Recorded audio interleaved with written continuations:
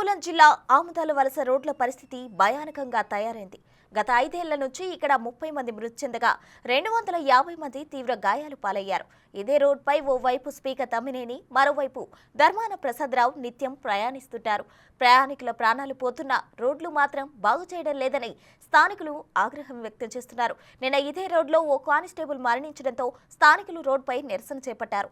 YCP ప్రభుత్వ నిర్లక్ష్యం వల్ల ఇంకా ఎంతమంది ప్రాణాలు పోవాలని మండిపడ్డారు.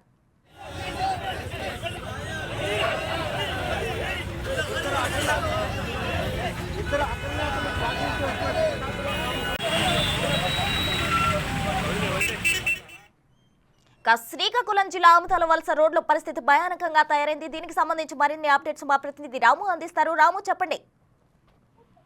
ప్రస్తుత శ్రీకాకుళం ఆముదాల రోడ్డు పరిస్థితి అయితే ఈ శ్రీకాకుళం జిల్లాలో ఎవరు అడిగినా చెప్తారు. ఈ రోడ్డు 5 ఏళ్లుగా కూడా అదే పరిస్థితి. ఇంతవరకు కూడా 30 మందికి పైగా కూడా ప్రయాణికులు మరణించారు. నిన్న కానిస్టేబుల్ మరణించారు.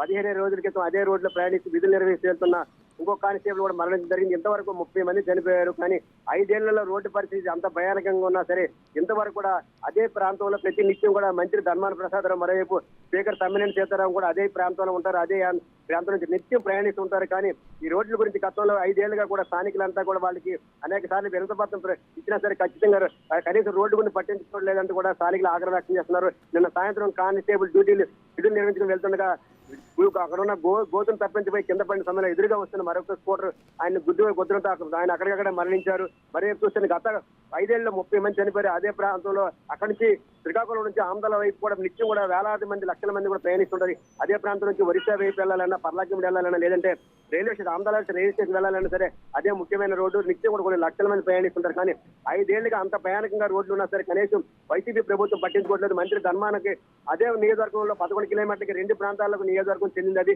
సగం స్పీకర్ తమ్మినేని చేతున్న, మరోవైపు సగం మంత్రి ధర్మానికి శ్రీకాకుళం సంబంధించిన రోడ్డు అది. కానీ ఇరువురు మంత్రులు కూడా ఎన్నిసార్లు చెప్పినా పట్టించుకోవట్లేదు. ఎంతమంది చనిపోతున్నా సరే ఖాతరు నేట ఉంటున్నారు. మరోవైపు మరి మంత్రి ధర్మాన ప్రసాద్ అదే రోడ్డు గురించి అడిగితే కేవలం అనేక సంక్షేమ పథకాలు అమలు చేస్తున్నాం, ఓన్లీ రోడ్డు వేయినంత మాత్రం సంక్షేమం అమలు చేయనట్టు ఎదురు సమాధానం చెప్తున్నారంటే కూడా స్థానికులు ఆగ్రహం వ్యక్తం చేస్తున్నారు. ఇది నిన్న చనిపోయిన కానిస్టేబుల్ సంబంధించిన స్థానికంగా కూడా మరి అందరూ వచ్చి అదే రోడ్లో కూడా నిరసన తెలిపారు. ఎటువంటి రోడ్డు గారి నిర్మాణం పూర్తి చేయకపోతే ఖచ్చితంగా తగిన బుద్ధి చెప్తా ఉంటే కూడా స్థానికులు ఆగ్రహం వ్యక్తం చేస్తున్నారు. థాంక్యూ రాము.